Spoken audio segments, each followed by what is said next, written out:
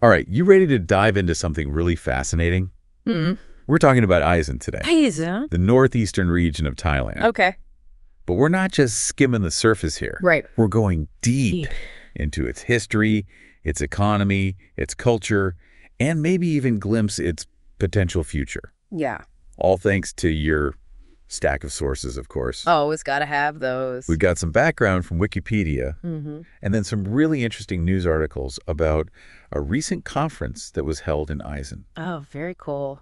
So consider this like a crash course right. on what makes Isan unique. Okay. The challenges it faces, Yes. and the unexpected opportunities that might be just around the corner. I like that. Yeah. Unexpected opportunities. There are a lot of those. I think that's what makes this region so interesting. Totally. And it's often seen as just this geographical area, Northeast Thailand, but it's so much more than that. It's like a cultural hub, Exactly. a potential economic powerhouse. Yeah. And to really understand its future, you have to understand its past. Oh, absolutely. So let's start with that history. Okay. Wikipedia throws out this fascinating fact. Yeah. They found iron and bronze tools at Ban Shang in Isan Bin and Ching, yeah. that could be older than similar tools Wow. from Mesopotamia. No way. That's like That's crazy. the cradle of civilization. That's Yeah. what we usually call it. I know. So that really challenges, I think, our assumptions about, It rewrites history. Yeah, it really does. It really does make you rethink those history lessons. Yeah, big time. But speaking of rethinking, Wikipedia also mentioned this thing called Thaification, Uh-huh. a policy that seems to have shaped Isan's identity Yeah. in some pretty complex ways. Really complex way. It's a very sensitive and fascinating topic. It is. Essentially, in the mid-20th century, Thailand implemented policies aimed at creating a more unified Thai identity, Okay. which, On the surface, it Yeah, good. sounds like a good idea. promoting national unity. Right. But it seems like it also led to the suppression of certain cultural expressions in Isan, particularly those linked to its Lao heritage. Yeah, and especially that connection to Laos. It's Because that's the thing, right? yeah. Like even the name Isan itself, Right. it's from Sanskrit for northeast, placing it firmly within Thailand. So it makes you wonder how the people of Isan navigate this, Right. holding on to their cultural roots Yeah. while also being part of a larger national identity. Absolutely. It's very tricky. It's a very delicate balance, I think. Yeah, and it's interesting to see how in recent times there's been a resurgence of the Lao-Isan identity, Yes. particularly within political movement. It's fascinating. So it's like they're reclaiming their narrative in a way, Absolutely. which makes me think about the whole geography of Isan. Okay. Yeah. Wikipedia paints this picture of this vast plateau Okay. tilting towards the Mekong River. The Mekong, yeah. That river is like so amazing. central to life in Isan, Totally. both as a source of water Of course. and a natural border with Laos. You're right. It's almost like a character in Isan's story, He really is. shaping its economy It's a lifeline. and its relationships with its neighbors. Yeah. It's a lifeline and a border. A bit of both. All in one. But it's not always an easy relationship, is it? Well, that's the thing. Even with this incredible natural resource, Isan faces some pretty tough economic challenges. It does. I was struck by those stats in the news articles Oh, yeah. and on Wikipedia, Yeah. how Isan is home to a third of Thailand's population, A third. but contributes a much smaller percentage Right. to the national GDP.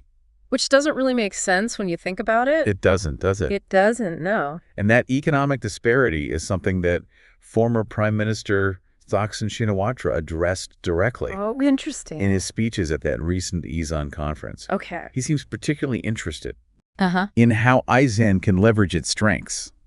Okay, so he's looking at, He sees technology as a key player. okay, so using technology to boost the economy? Yeah. How so? Where does he suggest Isan should focus its efforts?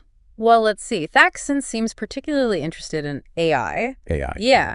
He sees it as a tool to empower people, create new opportunities, and bridge the gap between rural and urban areas. Okay, that sounds promising, but can you give me like some concrete examples? Sure. How could AI actually work in Isan? Yeah. It's a pretty big leap It to go is. from rice paddies Yeah. to algorithms, right? Well, think about it this way. Okay. What if farmers in Isan could use AI-powered tools to analyze their soil conditions Oh, okay. or predict weather patterns with greater accuracy? Okay. That kind of information Yeah. could help them optimize their crop yields. So work smarter, not harder. Exactly. But what about other sectors? Right. Isan's not just agriculture. No, not at all. Thaksin also talked about leveraging technology for things like healthcare. Okay. Imagine a doctor in Bangkok being able to provide remote consultations to patients in even the most remote villages using, telemedicine platforms powered by AI. That'd be amazing. Yeah. Especially in a region where access to healthcare can be so limited. Huge impact. That would be huge. Yeah. But wouldn't that require a massive upgrade Oh, absolutely. in infrastructure? Yeah, you're absolutely right. Okay. Thaksin emphasizes that this kind of technological transformation wouldn't be possible without a really strong digital infrastructure. Okay. He's talking high-speed internet access Wow. in every village, digital literacy programs. So it's not just about Not dropping in technology. Yeah. It's about creating a whole ecosystem around it. Yes. Okay. He even mentioned things like incubators and accelerators to support tech startups right there in Isan. Oh, wow. Yeah. So really building it from the ground up. Exactly. And he's not just focused on gadgets and gizmos. Right. He also really emphasizes the importance of human capital development. Okay, what does that mean? Human capital development. Yeah. In the context of Isan. Yeah. More schools, more universities. I was thinking along those lines. That's part of it. Okay. But it goes beyond just, building more classrooms. Okay. Thaksin's advocating for, a revamp of the education system. Oh, right. Focusing on skills that are really in high demand Yeah. in the 21st century economy, like coding, data analysis, digital marketing. So future-proofing the workforce. Exactly. Okay. He also sees a big role for vocational training, Okay. particularly in areas like tourism and hospitality. Which makes sense, given how much those news articles talked about Isan's potential for, Soft power. soft power. Right. I remember that term coming up a lot, Yeah. especially in relation to things like its food. Food and Indeed. music, yeah. Yeah. Thaksin really believes that Isan's vibrant culture. Can be a major asset for attracting investment, Okay. tourism, and global attention. But how do you turn delicious food and catchy music into, economic growth? Well, It's not like you can export a plate of some tam you can't. or a more lamb song, right? Well, it's about creating experiences, Okay. fostering cultural exchange, and building a brand identity that resonates with people. Yeah. Think about how Korean pop culture, K-pop, has boosted South Korea's economy. Totally. Isan could totally do something similar with its own unique cultural assets. I can see that. Yeah. The food alone is enough to draw people in. For sure. But it sounds like Thaksin's vision goes beyond just attracting tourists. It does. He seems to want Isan to become global player. a real global player. Yeah, and he sees a role for Isan's people in driving that change. Okay. In his speeches, he specifically highlighted the role of universities as training hubs for a new generation of skilled professionals. He seems to believe that If you give people the right skills and opportunities, they can become the engine of economic growth. I like that. Yeah. It's like he's saying, here are the tools, now go build something amazing. Exactly. That must be pretty empowering It is. for the people of Isan. Especially the younger generation. Yeah, definitely. Speaking of empowering people, Yeah. one of the news articles you shared mentioned the rector of Nakhon Ratchasima University. I remember that. He also spoke at that Isan conference He did? and seems to echo many of Thaksin's ideas, Yeah. particularly when it comes to skills development. Yeah, he used this term that really stuck with me. Oh, yeah. Moonmung. Moonmung. It sounds so evocative. evocative. But what does it actually mean? So moonmung essentially refers to Isan's unique cultural and natural heritage. Okay. And the rector was arguing that preserving and leveraging moonmung is absolutely crucial for Isan's future. So we're not just talking about starting from scratch. Not at all. We're talking about building on what's already there. Exactly. Yeah. Recognizing the value of what Isan already has and finding innovative ways to leverage those strengths for economic growth.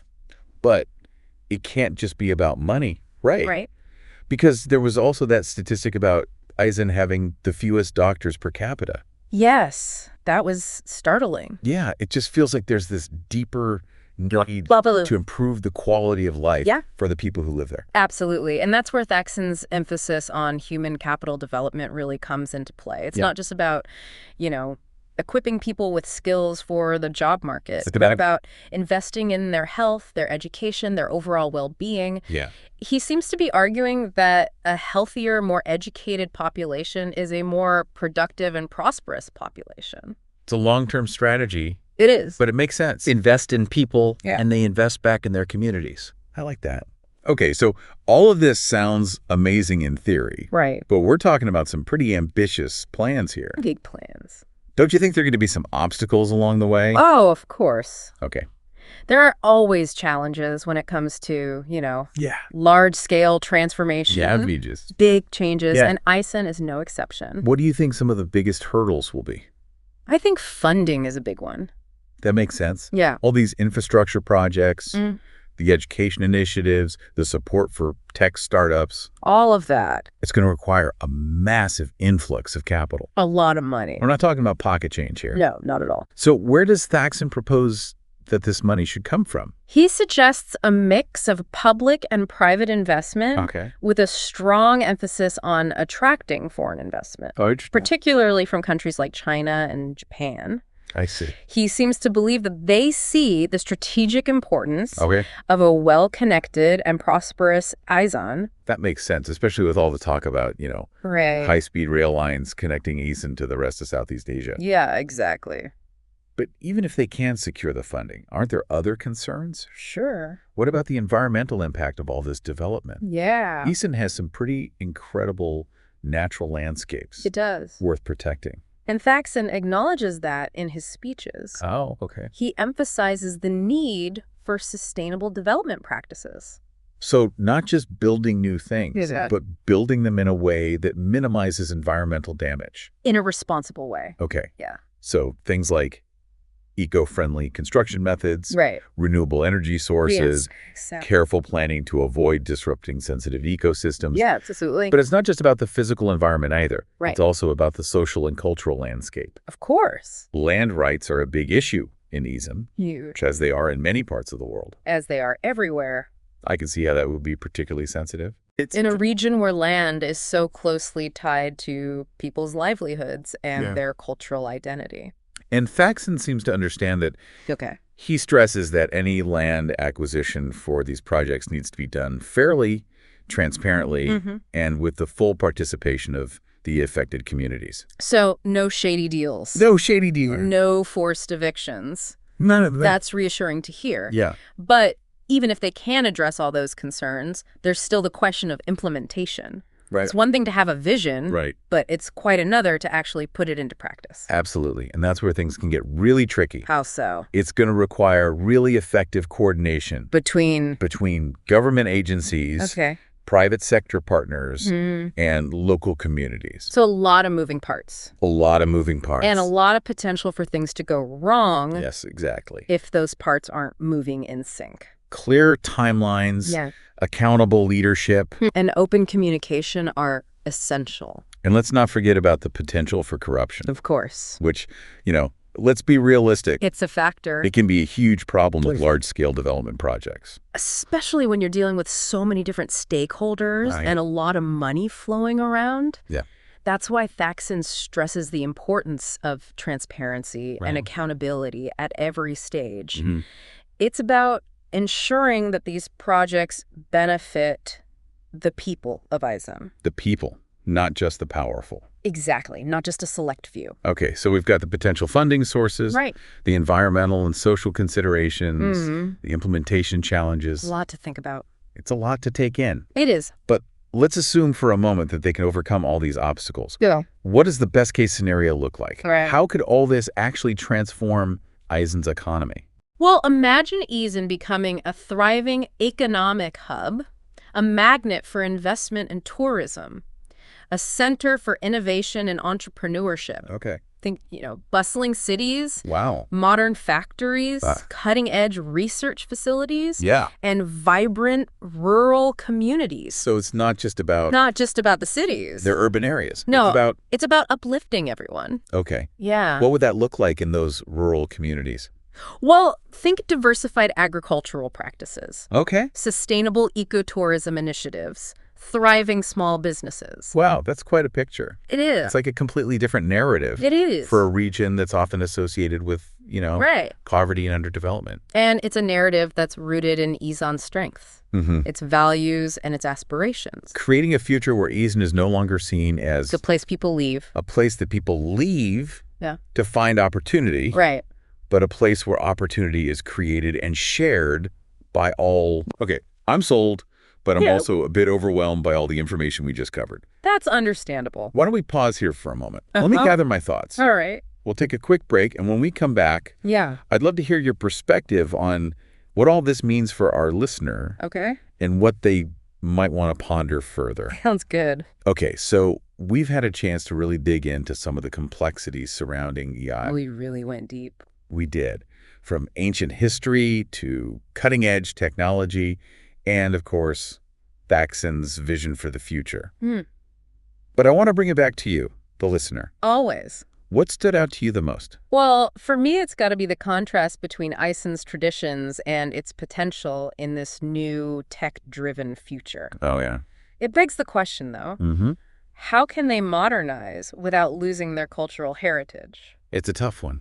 And I think it makes what Thaksin was saying about soft power even more interesting. He seemed to believe Isan's culture, things like its food, the music, could play a role in economic development. It's a pretty fascinating idea. It is. It's like seeing those things as a resource. Yeah, like a natural resource almost. That brings us back to Moonmung, too. Right. The rector's term for that unique cultural and natural heritage. It's something special, that's for sure. And if they can share that with the world, that could be huge for their growth. I'm seeing how all these pieces fit together now. That ancient history, the vibrant culture, and now this push for technology and all this innovation. It feels like Isan's at this crossroads. It really does. Poised to step into a new era. Exactly, but an era with, a bunch of opportunities and challenges, too. Absolutely. We talked about the funding, the environmental concerns, how tricky implementation will be. It won't be easy.